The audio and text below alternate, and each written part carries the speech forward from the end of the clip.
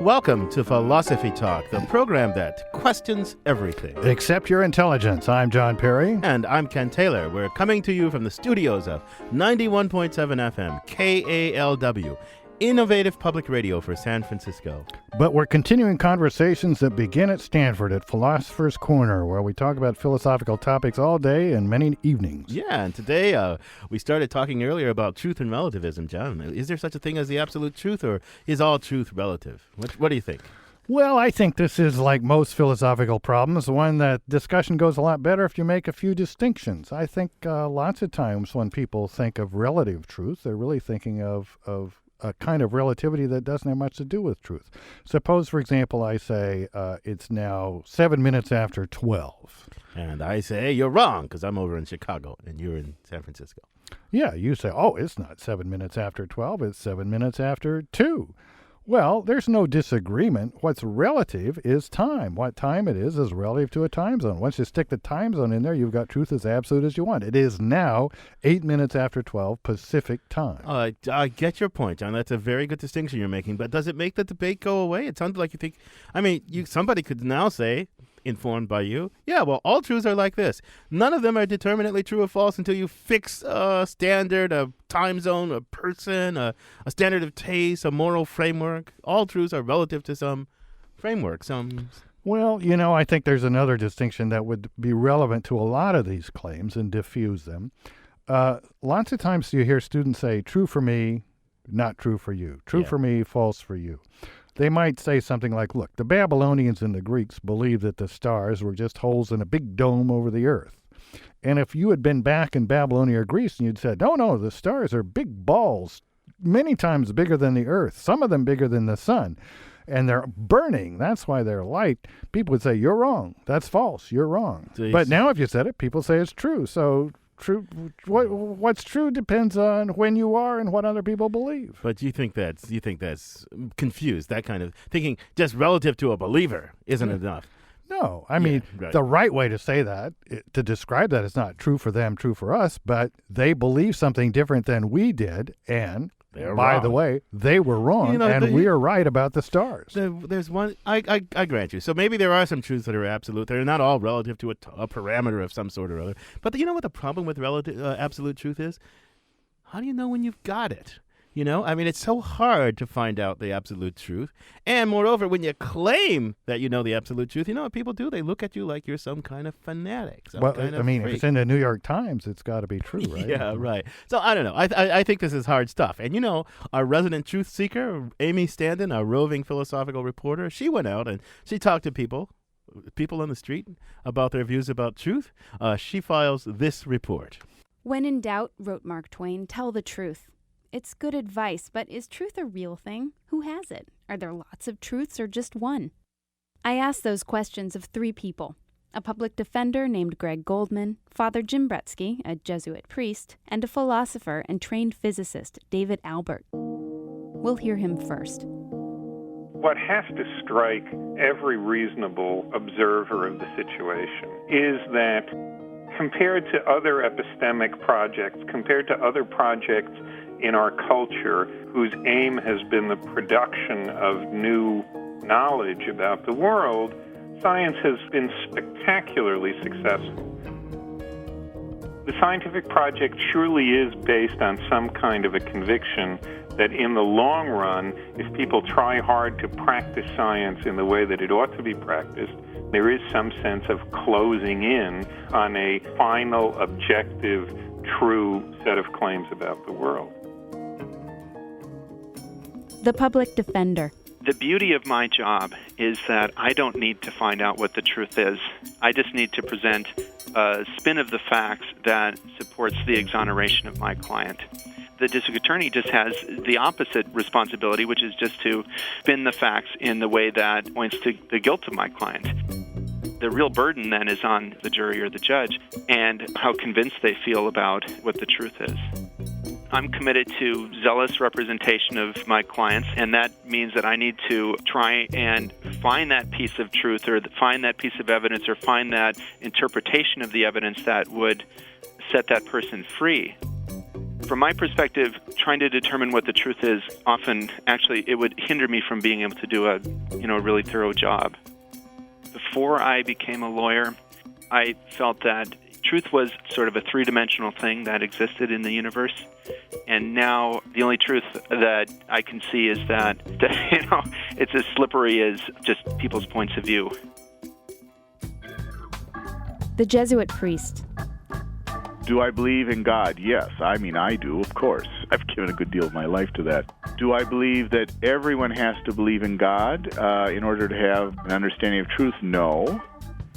Do I believe that the existence of God is objectively verifiable? No, I don't believe in that either. If you say, oh, well, I don't believe in God, then I guess I can say, well, yes, okay, I believe you're wrong on that, but I'm not making a moral judgment about you. The truths we get out of the Bible are more truths of faith, and the acceptance or the non-acceptance of them are dependent on the gift of faith. How does anyone know that their values are essentially right? You can't say, well, I can prove it because here's an algorithm for it, or here's an empirical process. You believe that this makes sense to you as you understand the world and yourself and others by the best lights that you have, and those are interior lights. And so faith is very much the same way. For Philosophy Talk, this is Amy Standen. Thanks, Amy, for that informative piece. Ken, I think if I was a defendant, particularly a guilty defendant, I might like that defense attorney willing to believe I'm relatively innocent. But I would hope if I was an innocent defendant, I would hope for a prosecutor that had to be convinced I was absolutely guilty before he started prosecuting me. Yeah, I had the same thought. So John, why don't we bring somebody on who knows something about this topic? That's our guest today is Professor Helen Longino. She's currently a professor at the University of Minnesota. She's about to move up in the world. She's going to join us at Stanford in the fall. She's going to be our colleague. She's the author of many fine works. That's why we wanted to hire her and lure her to Stanford, including her most recent, The Fate of Knowledge. Helen, it's a pleasure having you with us on Philosophy Talk. Welcome. It's a pleasure to be here. Thanks for joining us, Helen. I need to correct my my colleague here. I mean, Minnesota is actually maybe 1,000 feet higher than Stanford, which is only about 90 feet above the San Francisco Bay. Oh, John. So you won't be moving up. You'll be moving across and down. I think a show on truth, we ought to stick to the truth. So, Helen, I mean, given the distinction between, what's relative to some undisclosed parameter like time zones, and given that we're not talking about just people believing different things, is there a realm of relative truth? Do you think art and morality are such realms where there is no absolute truth, just relative truths? Well, it really does depend on what we're trying to say when we say that there are absolute truths or relative truths. Why don't you enlighten us on that? As you said at the beginning, this is a really tough subject. Well, just give us the absolute truth and we'll be happy. All right. I'll just go with that.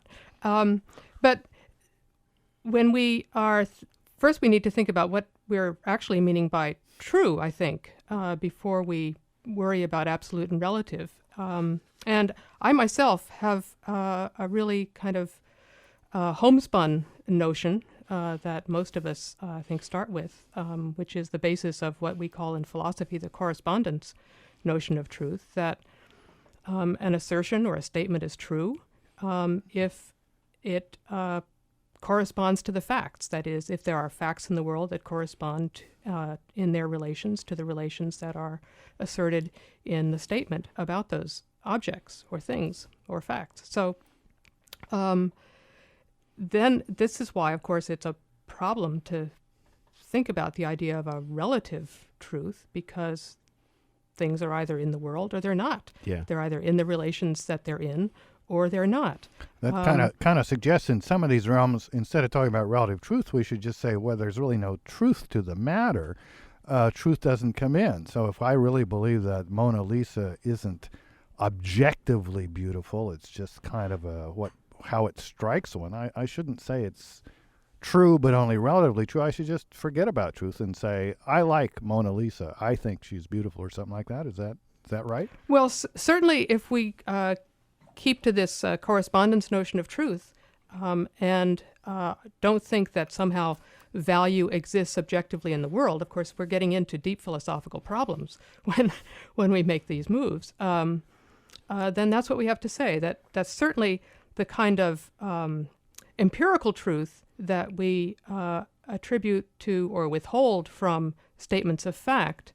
Aren't there doesn't some... seem to be the right way to think about statements of value, statements about the beauty of the Mona Lisa or the rightness or wrongness of taking what doesn't belong to us. Can I take you back a step? Because it seems to me you're right about something.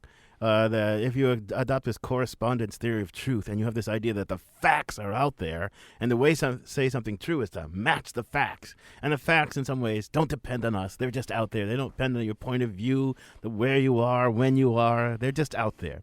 And just you got to match the facts. But, people have rejected the correspondence theory of truth. And I guess many people who are relativists might start out by rejecting your starting point. But Ken, we got to be a little bit careful here. Yeah, let me get out what I was going to say. If I were a pragmatist, I might say, well, what is truth? Truth is what works.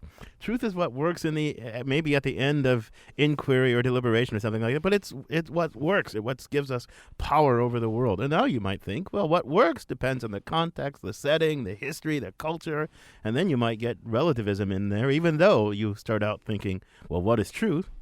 So maybe you gave away the game against the relativists just with your correspondence theory of truth. But look, Ken, I mean, you can believe in a correspondence theory of truth, that there are facts and truth is getting them right, without believing that truth is independent of us. Take our example about the time zones. It is true that it is here as we speak, about 15 minutes after 12. That's a truth. But it's not independent as us. It depends on facts about us. So I'm with Helen. I like the correspondence theory. Now, of course, we could preserve the correspondence theory even with morality if we believed in God and thought that his 10 commandments or whatever gave us facts. Helen, what do you think?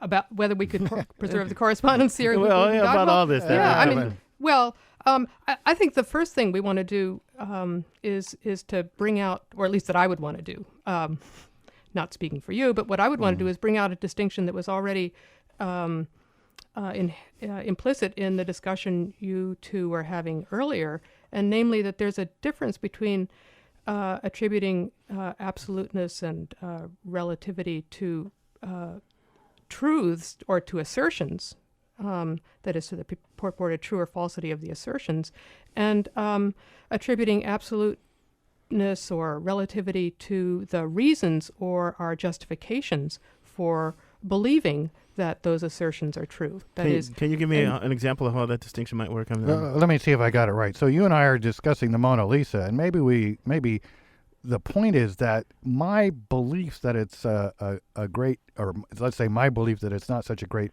painting would disappear if I believe some things that are incontrovertibly true that you could explain to me. So the reasoning may be subject to truth or falsity. I mean, like maybe, I don't know what I would believe about the Mona Lisa, that she doesn't look like the kind of women I see on ads now, that so I don't think she's really beautiful. And you could explain to me that's dumb. Yeah, Helen, you can explain to him whether that's dumb or not in a little bit. I want to tell our audience that they're listening to Philosophy Talk. Our guest today is Professor Helen Longino currently of the University of Minnesota, soon to be of Stanford. Join our conversation. The number is 415-841. You're hearing an encore presentation of Philosophy Talk. The phone lines are closed. 841-4134. We're talking about relativism and truth. So far, we've really been trying to nail down what relativism is and isn't. And pretty soon we're going to try and see if there are domains in which relativism is true. That number again is 415-841-4134. Tell us, can you think of something that's absolutely true? Do you think there's facts about art, ethics, science that are just incontrovertibly true? Or you can go to our website, philosophytalk.org, and send us a comment. Philosophy Talk will be right back.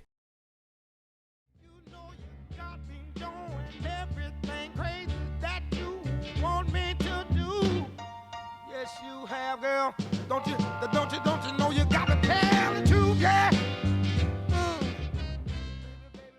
The great Otis Redding with Tell the Truth. I'm John Perry. You're listening to Philosophy Talk, the program that questions everything. Except your intelligence. I'm Ken Taylor. We're discussing truth and relativism with Helen Longino, currently of the University of Minnesota, soon to be our colleague at Stanford.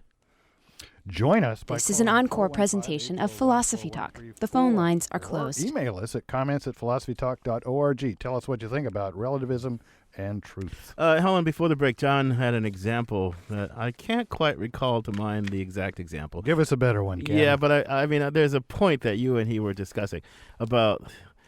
So, look, It had to do with the Mona Lisa. yeah, it did have to do with the Mona Lisa. I mean, one of the things that drives people to relativism is just the fact of apparently intractable disagreement.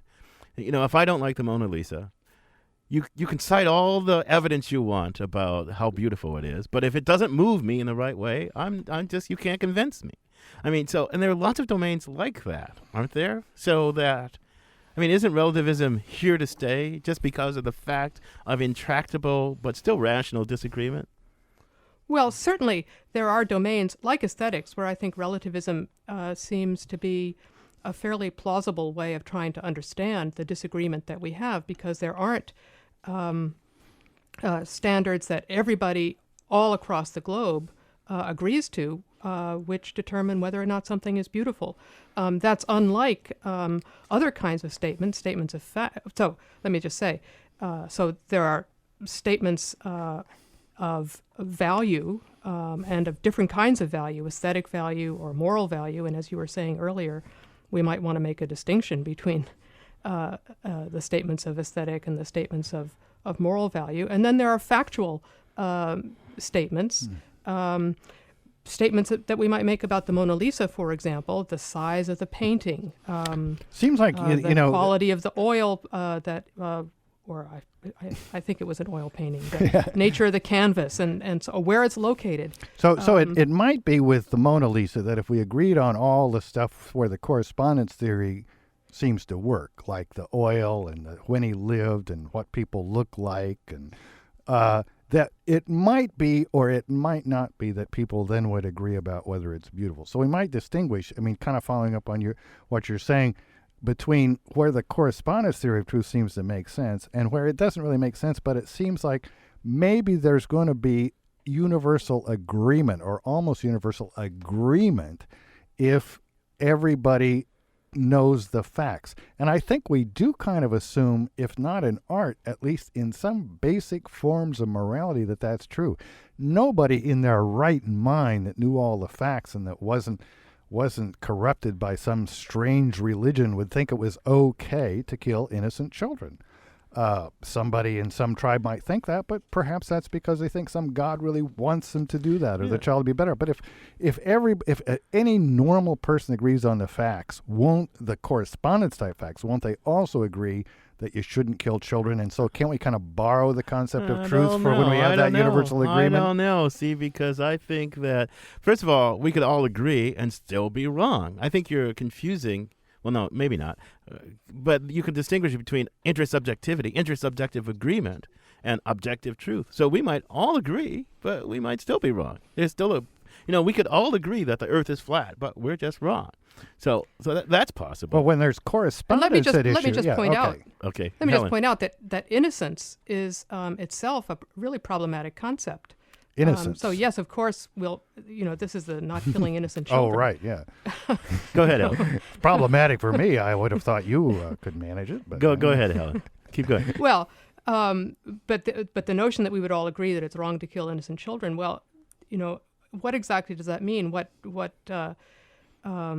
we, in living in a certain culture, might identify or might think of as innocent might not even apply in another context. Well, come to think of it, I guess if you're a devout Christian, there are no innocent children anymore. Well, we're all stained with original sin. We're all stained with original sin. And plus, there were societies, because of one reason or other, historically, that committed infanticide as a means of population control of one sort or another. And I mean, so there were people, who as a policy did these things. Now we find those practices abhorrent, but is there anything more than we find it abhorrent? I mean, you might think that morality is like John cringed when I said morality is like taste. If I don't like ice cream, big deal. It could be that morality is like distaste at other people's practices or pleasure or approval of other people's practices. And so morality might be as relative as matters of taste. What do you think, Helen? I want to know what Helen thinks. Okay.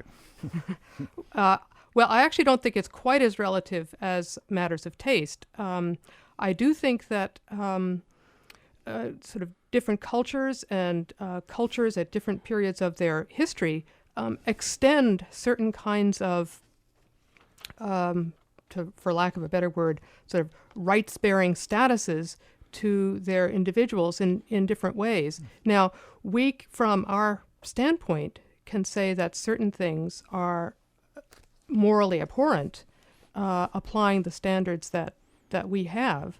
But we may, in looking at another culture, understand that at least from their perspective, actions which we find abhorrent sort of make a certain kind of sense and are not subject to the same kind of condemnation.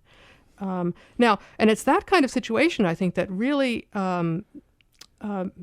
drives people to some kind of radical relativism that's true for you and true for me. There is room there. I can't prove it, but there is room for the possibility that if the people who engage in such infanticide could talk to us and we could talk to them, that I suspect they had a natural disinclination to kill their children. And I suspect that if we heard their reasons in terms of population control, we might have some sympathy with it, and we might be a little less put off by infanticide, and they might be a little less reluctant to do it if we shared our reasons. I really believe in a common human nature. You're such there. an optimist, John. Hey, we've got some input from our listeners. I got 2 emails here. One from Albert who says, here's an absolute truth. 1 + 1 = 2 is absolutely true. And here's one from Michael's in San Francisco. He says, I am. That's an absolute truth. And we have a caller in the line. Let's see what our caller, David in San Francisco, has to say. Welcome to Philosophy Talk, David. Hey, thanks for having me on. I wanted you guys to address the notion of false belief and set it up with an example. This is in an effort to address this general idea that what's true for you could be false for me or what have you. Suppose I am standing in front of the refrigerator thinking there's a beer in the refrigerator, when in fact there is not a beer. I don't know this, though. I saw it there earlier. One of you guys took it out for yourselves in between the time I saw it earlier and now. So my belief is that there's a beer in the refrigerator. Now, if asked to describe my belief in terms of truth, at least philosophers and perhaps others would say, well, he's operating on a false belief. Right. So if you could address that, that'd be great. And then if I could just slip in one example of an absolute truth, at least I use this with my students, perhaps you can comment on. Defining murder as the wrongful act of killing, it seems that murder is wrong is an absolute truth. I'll listen to you guys off the air. Thanks. Okay, thanks a lot, David. Thanks, David. Helen, he just walked right into the correspondence theory of truth, it sounded like to me. Is that right? Sounds like it. Yeah. I mean, the fact is out there, and his belief either corresponds to it or doesn't correspond to it. That's right. The beer is in the refrigerator or it's not. Yeah, you're listening to Philosophy Talk, and we're talking about the relativity of truth about beer and refrigerators right at the very moment. With Professor Helen Longino from the University of Minnesota at the moment, soon to be of Stanford. We have another caller on the line, Paul in San Francisco. Welcome to Philosophy Talk, Paul. Hi, thanks. Let me turn my radio down. I can take this answer off the air. Okay. Without digressing into a linguistic sub-alley, so to speak, and I hate to repeat another sort of morality criminal justice issue, but I happen to work in the field. I have people who, in a court of law, are found guilty of a crime.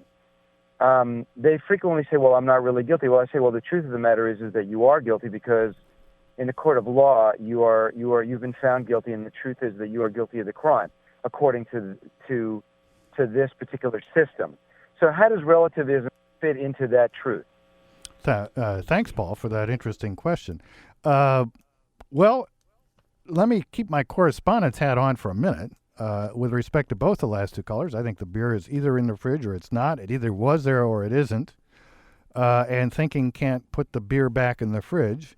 And all the powers of the jury can't make an innocent man guilty.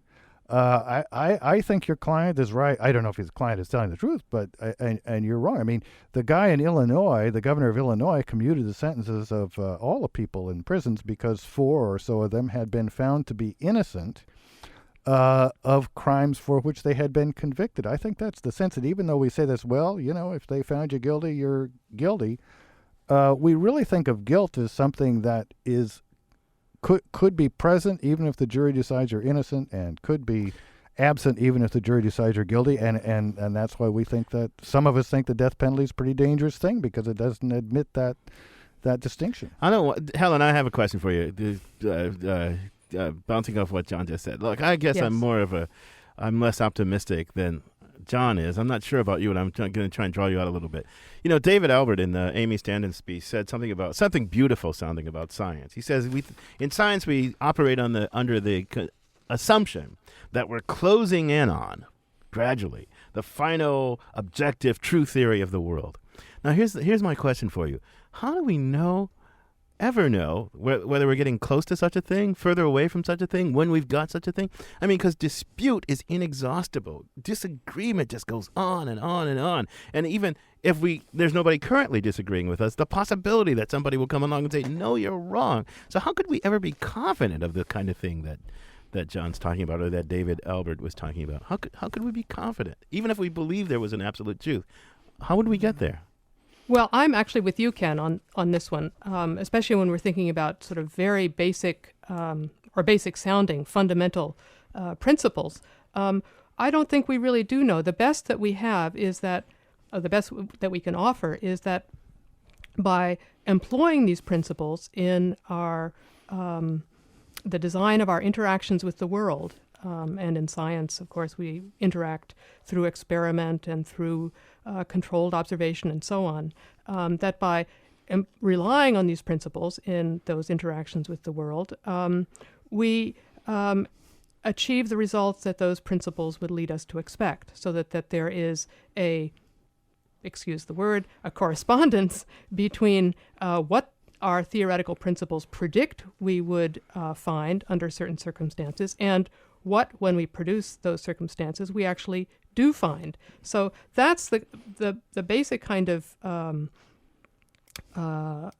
support we have for the notion that we're getting closer and closer. And one of the things that we in philosophy of science have had to come to terms with is that the history of science, and this is what Thomas Kuhn emphasized, and others along with him, that the history of science seems punctuated by periods in which up to that time science has been getting closer and closer, better and better, our articulations closer and closer with the material world, and then suddenly, poof, everything that we thought was the case changes.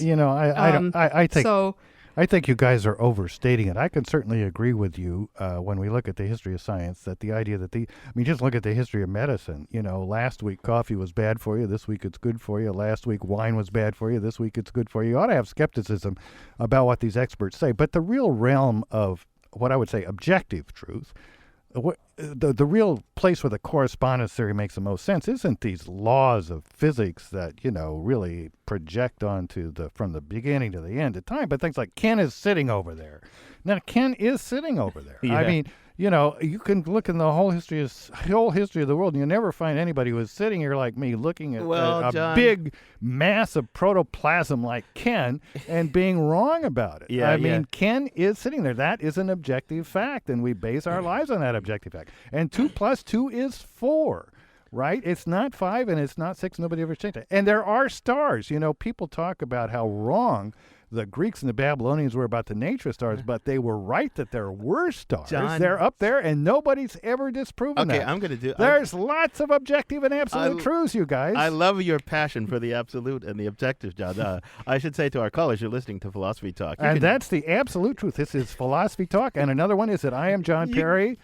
And that emailer was who he is, and Yeah, Ken yeah. is who he is. You deny that you are Ken And Taylor? here's an absolute truth, too, John. You can join our discussion by calling 415. This is an encore presentation of Philosophy Talk. The phone lines are closed. Have you weigh in. But I want Helen, I'll see if I can enlist you again to beat up on John here, because sure, I'm sitting here. But you know what, John? Your ability to think that truth depends upon your having certain concepts, and you're having certain ways of adjusting your beliefs in light of the evidence and all that sort of stuff, having certain sensory capacities. Now, you could think, well, relative to the network of concepts and sensory capacities that you have, it's true that Ken is sitting here. But maybe a different creature with a different network of concepts, a different network of capacities would say, huh?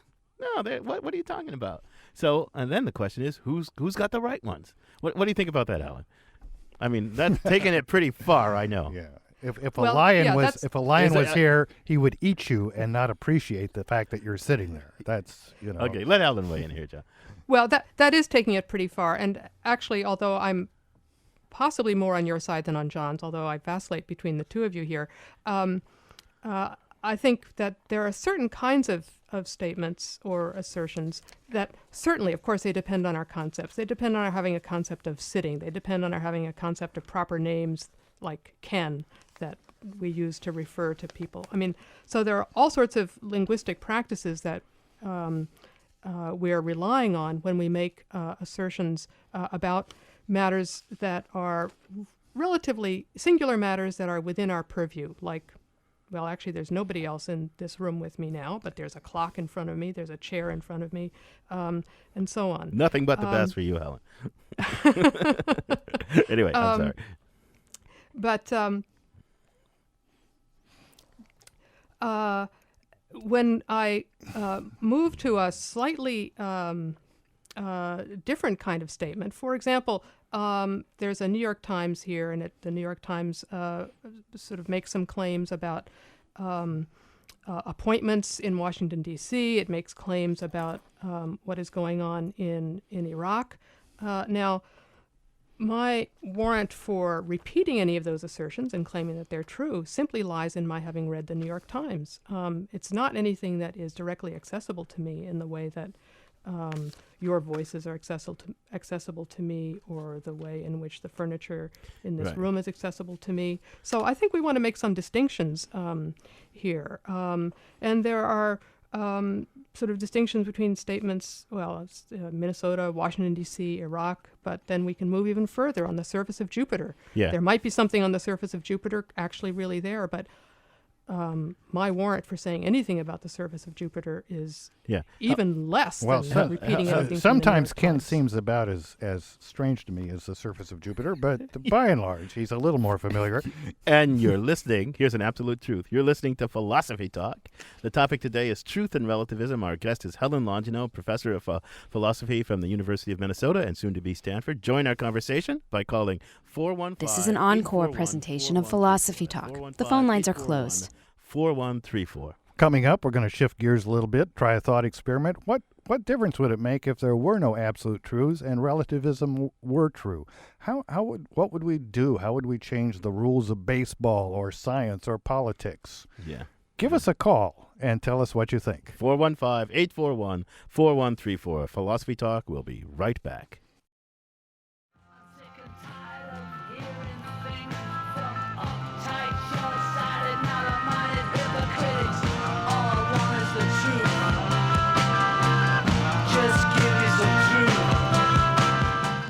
Here are three absolute truths. That was John Lennon. I'm John Perry, and you're listening to Philosophy Talk. I'm Ken Taylor. Is that just relative? Joining us is Helen Longino, who specializes, that's absolute, in the philosophy of science at the University of Minnesota and soon to be Stanford. Join our discussion by giving us a call at 415. You're listening to an encore presentation of Philosophy Talk. The phone lines are closed. 4134, or email us at comments@philosophytalk.org. Helen and Ken, we've got some emails that have come in, and I'm going to get those out on the table before plunging back into our discussion. One of our emailers says it seems like morality is not an absolute concept. It changes over the years. Look at war crimes, a relatively new concept. Another says, look, go back to Galileo. There you saw two great sources of truth, faith and science at battle. Now we tend to think that we ought to trust science and not faith, or some of us do and some of us don't. But really, aren't these both cases of faith?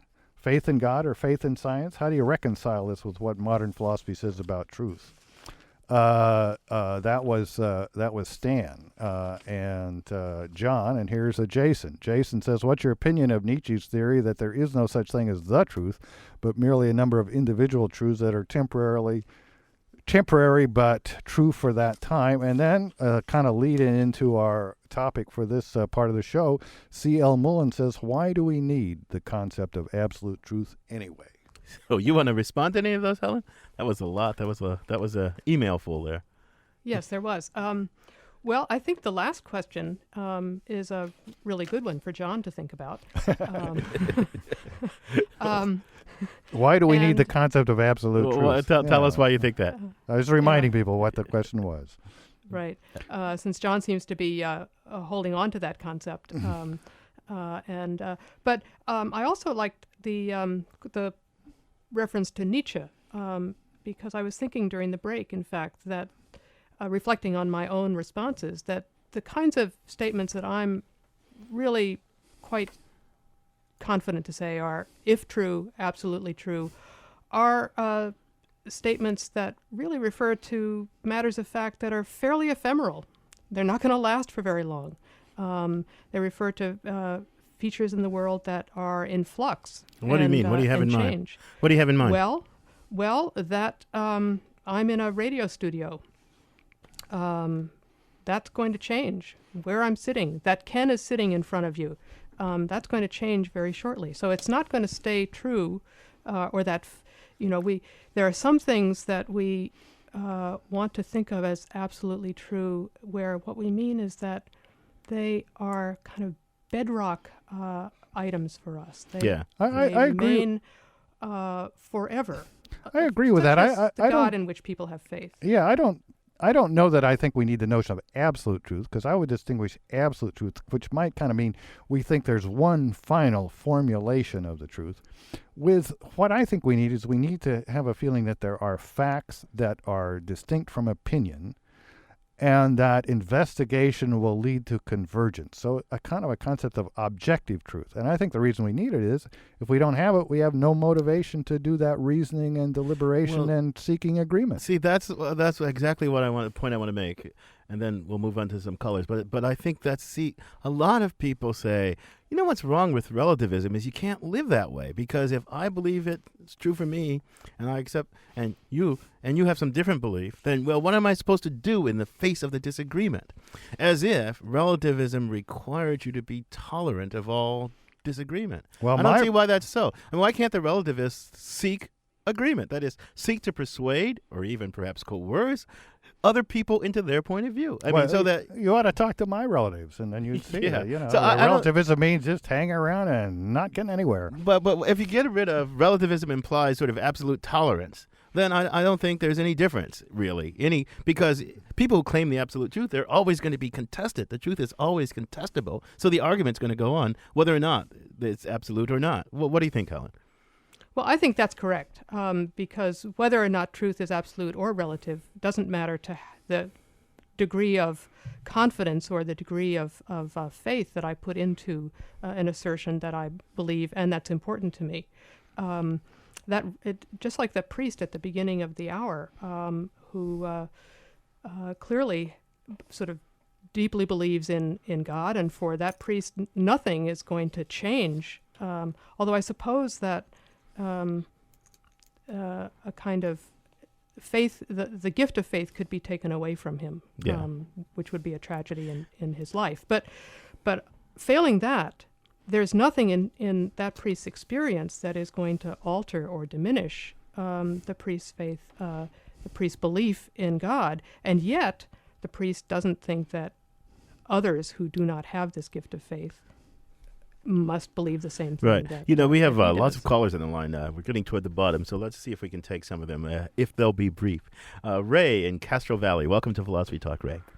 Hi there. Had a comment about the absolute truth and omniscience. Had a real quick comment, though, before talking about the abhorrence of killing children and infanticide. We need to have our eyes open on that, because I think any number of primitive cultures would have a real problem with the amount of fetuses we take out, kill, and throw away. So, it's all a matter of how you define things and how you look at things.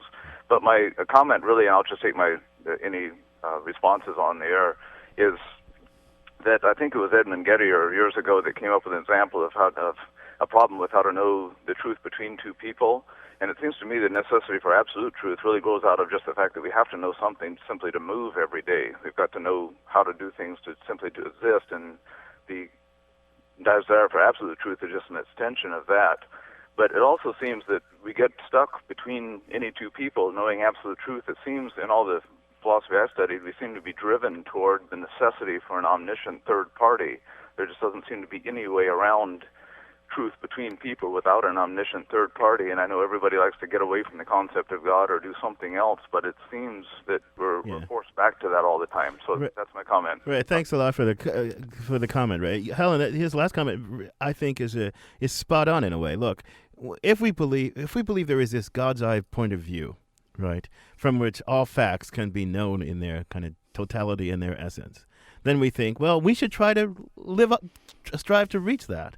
But suppose there is no God's eye point of view. Suppose there just are points of view, various and multiple. Then maybe we should give up on this idea that there's an absolute truth, that there's the mind independent facts out there. What do you think? Well, I think it depends really on what our intentions and are for our relations with those who have a different point of view than we do. I mean, the caller was saying that when there's disagreement, one needs this omniscient third party to decide between the disputants. But if you and I sort of disagree about something, whether it's a law of optics or a law of biology or whatever, and it's important for us to coordinate our activities, then yes, we have a problem, but our solution, it can't be to appeal to an omniscient third party, because I certainly don't know anyone, and I don't know if you do, but we'd also then have to agree that this person is omniscient. That would be setting John. that aside, I guess so.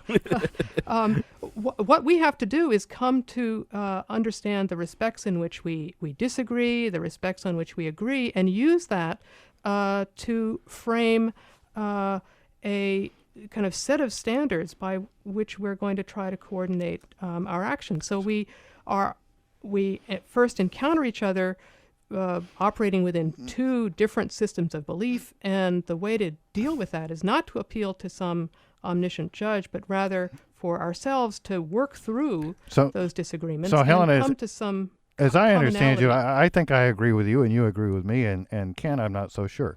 I mean, the idea that objectivity requires an omniscient knower seems to me maybe the difference between that kind of absolutist conception and objectivity. I think if we think that there is something to know, we're objective, and that's where true tolerance lies. Yeah. Don't you agree, Ken? Well, maybe. I don't know, but I know unfortunately we got to end this conversation, Helen. It's been a pleasure having you with us, and we're looking forward to you coming down on the farm in September. Well, I'm looking forward to it, and it's been a pleasure talking with you. Thanks a lot, Helen. So, John, you're wiser? I think I'm wiser because I hear all the different ways that you can foul up the distinctions I make. It makes me wiser, and the next time I'll be able to state them better. I'm just kidding, but it does seem to me there is an important difference between relativism, absolutism, and the view that there are mind-independent facts that we can objectively get to better and better approximations of without believing that we will ever be absolutely correct or that there's some omniscient third party that already is. That's true. I do think, I guess I have to confess, I really am about matters of morality deeply. I think relativism is true. I don't think there are any mind-independent facts of any sort in morality. That there are facts, but they depend on us in a certain way. But my real point about this is, I think, because truth is always contestable, whether you're relativist about it or an absolutist about it, that the big there's no big deal about this debate, really, because it's the structure of the contest and how we conduct the contest and what's a rational, what's a persuasive argument, when can I coerce, and saying absolute truth, there is that such thing as absolute truth, doesn't settle the contest. Well, Ken, there may be no big deal, but there's sure been a lot of big books written on it. The biggest anthology on my desk is called Truth. There's a new book by Scott Soames about truth. Truth and Relativism, a lot of books. Yeah, that's certainly true. You could read about this a lot. You can go to our webpage and we'll have some cool resources for you. And John and I, we could certainly go on talking about this all day, but we're out of time. They're gonna kick us out of here, and something else is about to happen. Another truth will become ephemeral, namely the one that you're sitting there won't be true anymore. Right. But the discussion continues online at philosophytalk.org. That's philosophytalk.org.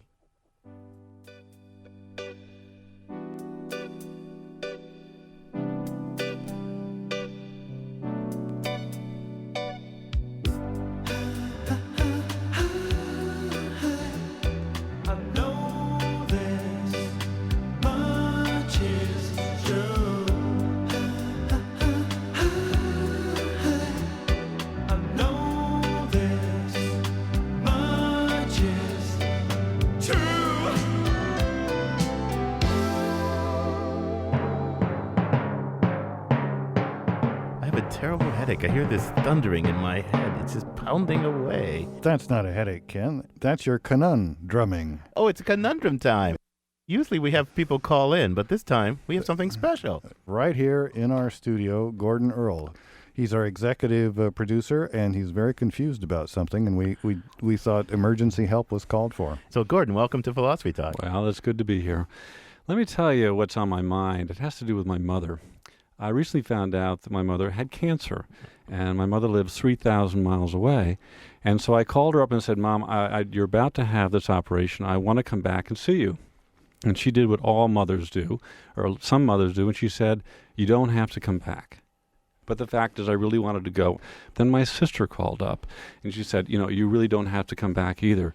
By that time, I was really, really confused because I wanted to go see my mother, who'd been diagnosed with cancer, and I was given a message that maybe my presence wasn't required. Well, hey, Gordon, I don't know what your family's like, but there's something called indirect speech acts. I mean, if your mother didn't want you to come back, is she the kind of person who would said, Gordon, I don't want you to come back? Or would she say, oh, Gordon, you don't have to come back? There's a great philosopher who passed away a few years ago, H.P. Grice, who said it's really important to make a distinction between what the words mean, what the conventional meaning of the words are, and what the person means by using the words. And in fact, did this philosopher have a mother? Yes, this philosopher. I'm sure this philosopher had a mother. And it's a very important distinction, one we're alive to most of the time, but it gets overused by certain categories of people like mothers. That is to say, she says, you're not obliged to come back. You don't have to come back. A statement of fact. In other words, you're not obliged. Nobody's going to punish you if you don't come back. Therefore, under what conditions will you come back? You will come back if you really want to.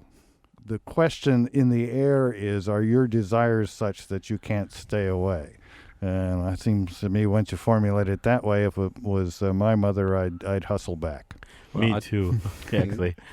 I would think that she would really want me to come back, and she would want me to come back not as a sense of obligation, but because I really cared, and that would drive me to come back. Well, that clarifies it for me, because I have to think maybe less about all the kinds of messages that my mother might have been giving and thinking about what do I want to do and what I think is right. Mm-hmm. And that's really what I ended up acting on. I was maybe overthinking this and thinking about what everyone's motivation was instead of really thinking about what I wanted, and what I really wanted to do was to be there. And that's what I did. And when I showed up, my mother was happy that I was there. I bet you she was. I bet she was overjoyed, especially since she gave you permission not to come and you decided to come anyway. If you hadn't come, it'd be like if you were sitting at dinner and somebody says, Gordon, can you reach the salt? And instead of passing the salt, you say, yeah. You would have taken their words literally, but you would have missed what they really meant. Well, thank you very much. This has helped a lot. And if my mother gets cancer again, I'm going to go back and see her again. Good for you. There you go. Good for you.